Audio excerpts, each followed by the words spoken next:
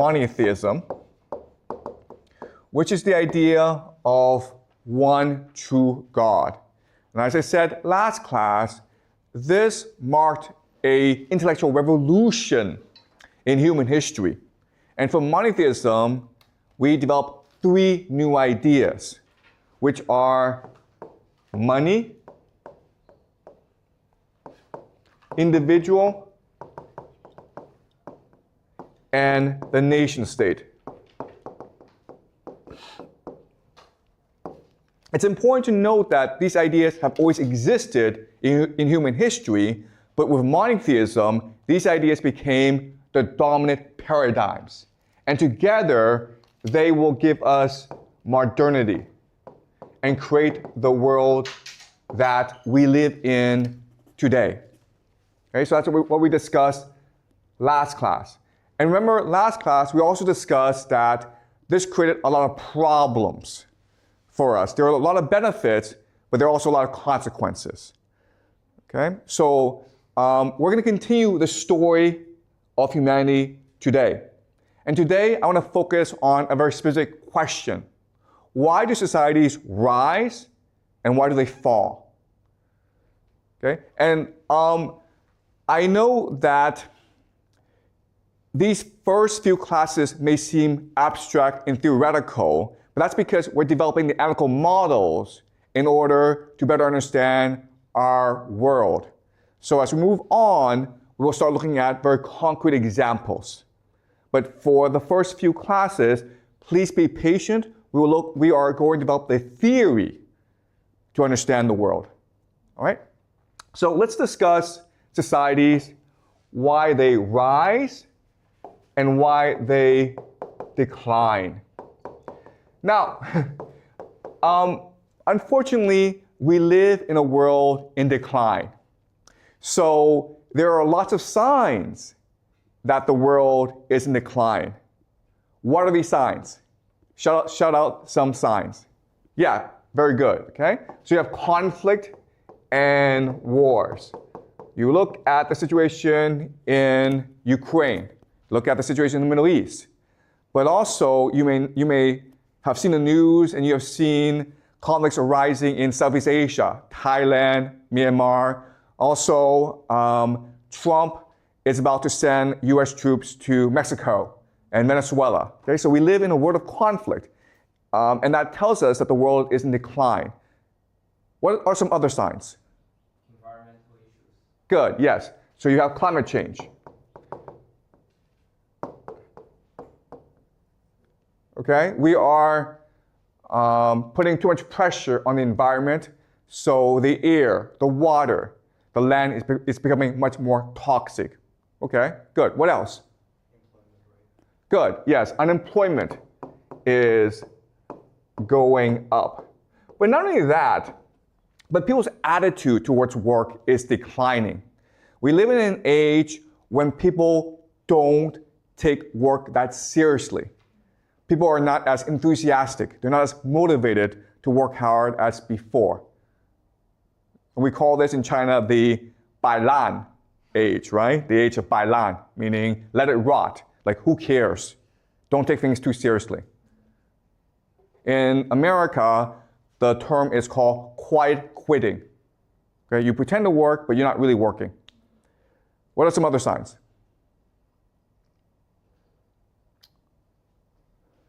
So also you have lower birth rate. And this is a very important sign, right? Because if you think about it, if young people refuse to get married and have babies, eventually the world is going to die off, right? So this is actually a very important sign that the world is in decline. And we're seeing this happen throughout the entire world in all societies. The only exception is Israel and Georgia, but these are very small, rare cases. For most societies, there's rapid decline in birth rate. What are some other signs?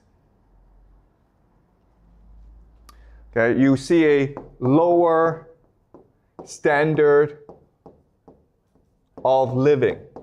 Okay, and all this means is that inflation, right? So people make less money and they can afford less.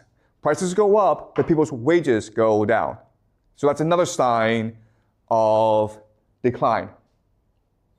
Okay? What are some other signs? Health issues like diabetes or high blood pressure. Okay, you also see higher stress, right?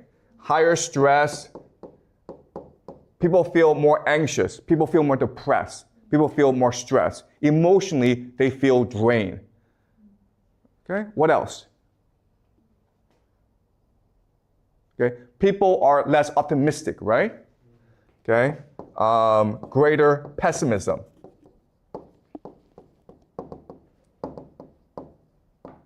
Okay, also, and this is really important, is the idea of debt, right? Both public and private.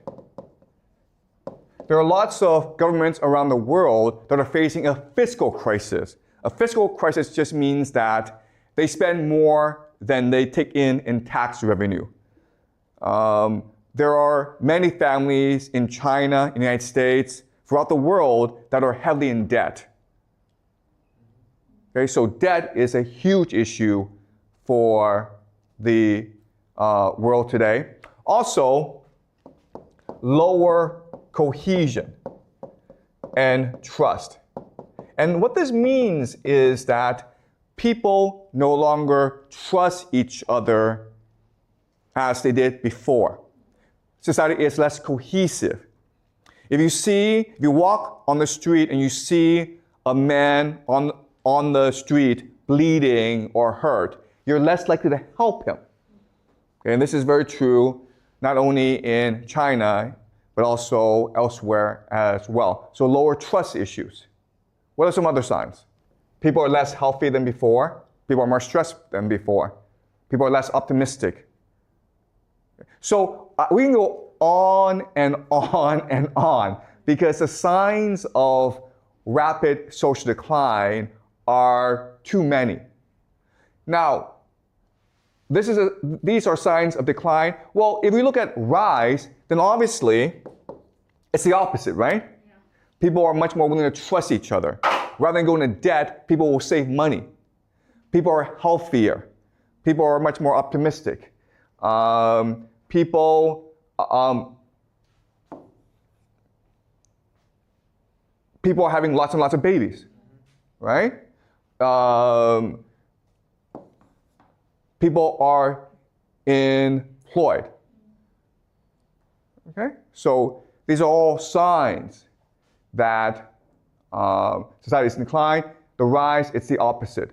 Also, another sign of decline that's very important that doesn't really happen in China, but happens in the Western world is immigration. Okay? Immigration.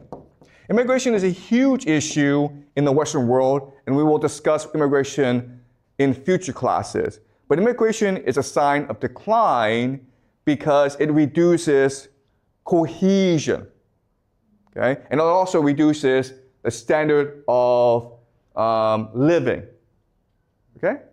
Another sign of decline is also housing prices go up. So people can no longer afford to buy a house. This is true in China. Young people can no longer afford to buy a house, but it's also true throughout the world, okay? It's really hard for young people to get by, okay? All right. Also fiscal crisis, right? We talked about this, but the idea of fiscal crisis is the government cannot afford a lot of public expenditures. In the future, maybe 5-10 years from now, pension will be a huge problem for governments. Okay? So these are all signs of rapid decline. All right, now having done this, what I'm going to do now is go over some theories as to why this is happening. Why is the world in decline? Okay? And there are lots and lots of theories, but I will present 3 theories to you that I think are interesting. Okay? The first is the idea of financialization. And this theory is proposed by an economist, a French economist named Thomas Piketty. Okay? And he wrote a book called Capital in the 21st century. It is a fantastic book. You don't have to read the book, but if you have a chance, you should definitely pick it up because it is a very easy but very illuminating read. And what he argues is that what happens in society is that capitalism transitions from phase to phase to phase. In the beginning, you have consumer capitalism, meaning that what the society is trying to do is create goods that consumers want to buy. This is an era of rapid wealth generation. Then you move into financial capitalism, which is a period of investment. Rather than build factories, you put the money into the stock market. Okay? So you're trying to generate as much money as possible. But what we discussed last class that's very important is wealth and money are not the same thing. So in the first phase, consumer capitalism, you focus on the generation of wealth. In financial capitalism, you focus on the generation of money. And then you move on to monopoly capitalism, which is where just a few companies control everything. And we live in an era of monopoly capitalism. And this happens because it is much more profitable for companies to be monopolies than to be in competition with each other. Financial capitalism is looking to create as much money as possible, not as much wealth. And so a few companies come to dominate, become monopolies. And that's the age we live in today. Okay? Now, why is this important? It's important because when we make this transition, people are no longer focused on working hard. They're only focused on speculating. All right? So let me give you an example. Let's just say I'm an entrepreneur and I want to make as much money as possible. Well, what I do is I build a factory. When I build a factory, I'm creating real wealth because a factory requires you to hire workers. It requires you to build technology. It requires you to build goods that people want to buy. But after I build a factory and I make a lot of money, I want to take this money and let it grow as fast as possible, so I put it in a stock market. Okay? And that's just how people behave. The problem is that if too many people do that, then no one's really working. No one's creating real wealth in the economy.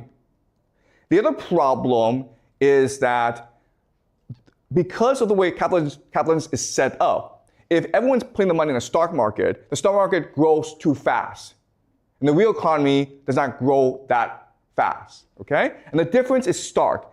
Thomas Piketty spent a lot of time going over income tax, just looking at how much tax people paid. He did a lot of statistical analysis. And what he discovered is the real economy in late-stage capitalism will grow about 2%.